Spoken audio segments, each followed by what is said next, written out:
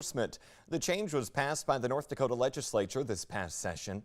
No other violation is required for you to get pulled over and then cited for not wearing your seatbelt. The law will also require everyone in the vehicle to wear a seatbelt, regardless of where they're sitting.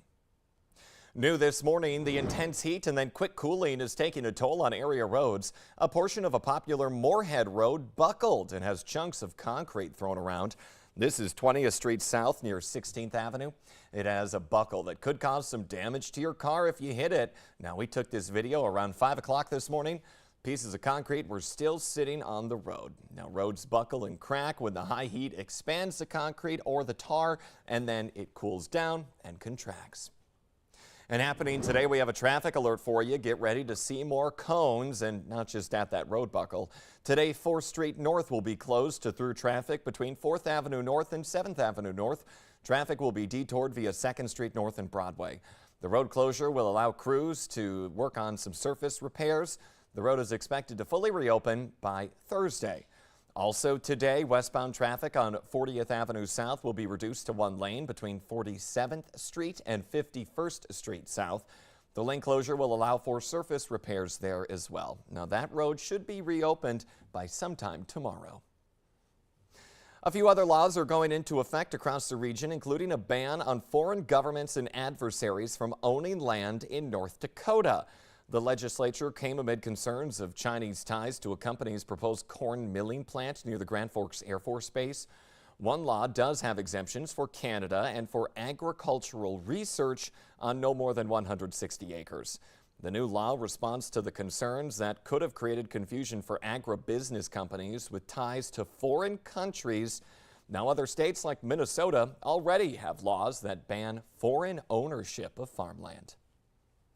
6:48 right now on our Monday morning. Let's get a check of your fast track forecast, and we have a Summer Schnellbach in this morning. Good morning, Summer. Hello, good morning. Thanks for waking up with us on this Monday. Some golden sunshine making hopefully getting out of bed a little bit easier this morning. Temperatures quite seasonable in the 50s for most. We're at 49, the cool spot in Bemidji, 63. The warmer spot in Devil's Lake. A quick check of your headlines. We will be warming up a little warmer than we were over the weekend for today, with some lingering wildfire smoke in parts of northern Minnesota. This afternoon and a better chance tomorrow, possibilities of some strong and severe thunderstorms. And we're continuing to warm up with added humidity over the next couple of days. But for today in Fargo, temperatures warming up into the mid and upper 80s. Partly cloudy through this afternoon. Can't rule out a passing shower, show you here in a second. But light winds today out of the southeast, turning southerly this afternoon. Around 5 to 10 miles per hour. So a very nice last day of July. Grand Forks, temperatures warming up into the mid 80s, partly cloudy, light southerly winds as well. Here's a look at the severe weather risk for today, where you see the darker greens in fact, most of North Dakota.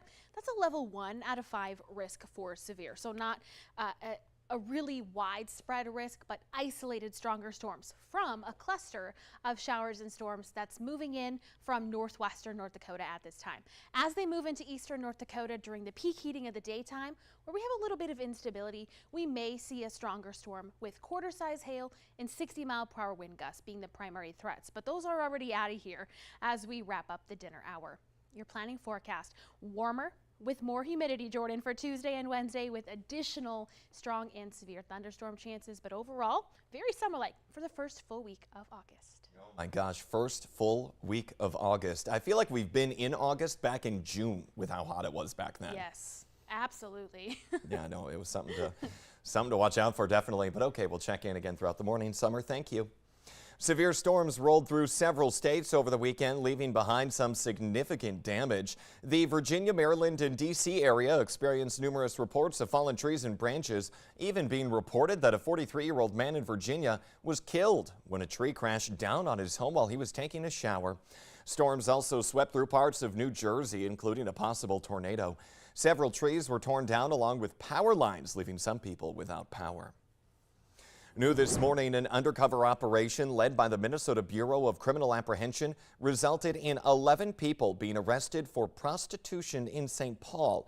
According to the Minnesota BCA, those arrested chatted online with undercover agents and investigators who were posing as minors or sex buyers. All of the suspects were arrested as they arrived at an arranged meeting place. 10 were arrested on probable cause felony solicitation of a minor under 18 for prostitution. One was arrested for probable cause promotion of prostitution. The BCA says that 4 female victims were also recovered from the trafficking situation. The operation was conducted on July 27th and 28th. New this morning, Minnesota will soon become the 23rd state to legalize recreational marijuana, and Minnesotans will be able to grow up to 8 cannabis plants in their own homes. The seeds they will need to do it will be available on store shelves August 1st. The Minnesota Department of Ag will regulate the weed seeds and enforce labeling and testing requirements under the state's seed laws. Businesses looking to supply seeds to retail stores need to be permitted with the department and have specific information, like how many seeds there are in a package, the name of the company on the label, a lot number that can also trace the seed's origin. The Minnesota Department of Agriculture can issue a violation if seed labelers are breaking the law. Dozens made their way to the 2nd annual Far Throw Axe Tournament to show support for fallen Fargo police officer Jake Wallin and the entire department. That tournament took place at Fargo Billiards and Gastropub. Many are still remembering the tragedy that happened on July 14th. Not only claimed the life of Officer Wallin, but also injured officers Andrew Dotis and Tyler Hawes, as well as a bystander, Carly Coswick. Now, Coswick works for United States Axe as a coach, and her fellow co-workers say the event was a great way to show their support to her and the others involved. I talked to her father, blown away with how nice everybody is here, and it's just been amazing, and I'm really proud of the place I grew up, showing so much love for something that was so tragic and just horrific. Organizers decided the funds from that tournament will go toward all of those affected from the shooting. More information about it can be found on this story on our VNL News app. A local program is hoping to educate the community about their role in preventing violence in our area. The Valley Today's Nishay Taylor joins us live in studio to explain how we all play a part in helping prevent violence. Good morning, Nishay. That's right, Jordan. We definitely all can play a part. And joining me now is Anna. She's with Green Dot. Thank you so much for joining us this morning. First thing, tell us how Green Dot even got started and how you guys even came up with the bystander intervention program. Absolutely. So Green Dot started in 2006. It actually came from the University of Kentucky, where they found when they were doing some research that the students didn't know how to respond to acts of violence. Since then, the program has grown and it's now worldwide actually. And so we have it, Green Dot is part of like the North Dakota Health Department initiative to prevent violence. So we have had Green Dot at Rape and Abuse Crisis Center for a number of years, but this is the first year since COVID that we've been able to grow our program. Okay, and talk about the bystander intervention training that you will be hosting tonight actually. So tonight's program will be focused on the community intervention. So we'll be teaching community members how to stand up and empower each other and start preventing some of this violence that's happening in our community. Okay, and talk about why it's so important to be a good bystander, speak up when you see things, and how to intervene when there is violence. We really want to start changing the community norms. We want violence to be not considered acceptable in our community. And by doing that, we need to empower our community members to start making that change, to start making it so people understand that we stand up for each other and we do not allow violence in our community. Okay, and quickly tell us, what are some of the tactics? I know you said the 3 Ds once before. Kind of explain that fairly quickly for us. Yeah, so the 3 Ds are direct, delegate, and distract. And so there are 3 tools where you can look at a situation of violence and decide, how am I comfortable intervening in this situation, and what can I do? So distract is where you can distract them from the situation of violence. Delegate is where you can get someone else involved. And then the last one. All right, so there is a training today. You said it's at 3 p.m. and where can they go to this training? So we'll be at Elevate at Kilbourne. All right, well, thank you so much, Anna. I appreciate you for educating us. So if you definitely want to learn how to be a good bystander, definitely check out that course today. Jordan? Direct, delegate, and distract, very important things there as people go forward and hopefully create a safer community. Thank you, Nishay. A federal judge has dismissed a lawsuit that Donald Trump filed against CNN in which the former president claimed that references in news articles or by the network's hosts to his efforts to overturn the 2020 election as the big lie were equivalent to comparing him to Adolf Hitler. Again, that's according to this lawsuit. Trump had been seeking punitive damages of $475 million in the lawsuit filed last October in South Florida. The judge said in his ruling that the former president's defamation claims failed because the references were opinions and not factual statements by the organization. As early as this week, former President Donald Trump could face the possibility of new indictments on top of the legal peril he already faces. Trial dates are set after he was indicted in 2 different criminal cases, one tied to hush money payments, the other a Justice Department probe into the mishandling of classified documents. A property manager for Mar-a-Lago is set to face a Miami judge this morning after he was added as a defendant in that case. More indictments in separate investigations could be coming. New government numbers show that the economy is expanding with Americans still splurging. But a new poll out today is showing that many people are worried about inflation.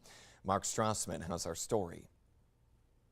So far, so good for the Fed and its twin goals. Chip away at inflation, but avoid a rock slide of job losses that could bury us in a recession. We've seen so far the beginnings of disinflation without any real costs in the labor market. And that's a really good thing. Chairman Powell's Fed hiked interest rates again last week, bringing them to the highest rate in 22 years. Despite the high cost of credit, some sectors are booming. For example, construction, average gains of roughly 15,000 jobs a month over the last year. Residential construction is especially hot, despite rising interest rates. There's just so little existing inventory for sale. Inflation has eased. Last month, prices were up 3% year over year. That's the smallest 12-month jump in more than 2 years. It's still higher than the Fed's 2% target. I'm not here to declare victory on the economy. We have more work to do. But there's been significant progress, considering America's unemployment rate, 3.6%, lingers at a historic low. While most people have paychecks, our new CBS News poll shows widespread pessimism about the economy. Roughly 2/3 describe it as bad. Most say the economy's struggling and uncertain. Personally, 70% of working Americans say those paychecks can't keep up with rising prices. Most say, at best, financially they're staying in place, but more than 1/3 say they're falling behind. Nearly half, 45%, think the Biden administration's actions are increasing inflation. But nearly 2 in 3 believe congressional Republicans have nothing to show in the fight to tame inflation. The message: millions of Americans still feel hard times, while the Fed works to stick a soft landing with the economy. Mark Strassman, CBS News, Atlanta. In other news, starting tomorrow, you have a chance to win free Subway sandwiches for life. All you have to do, legally change your name to Subway.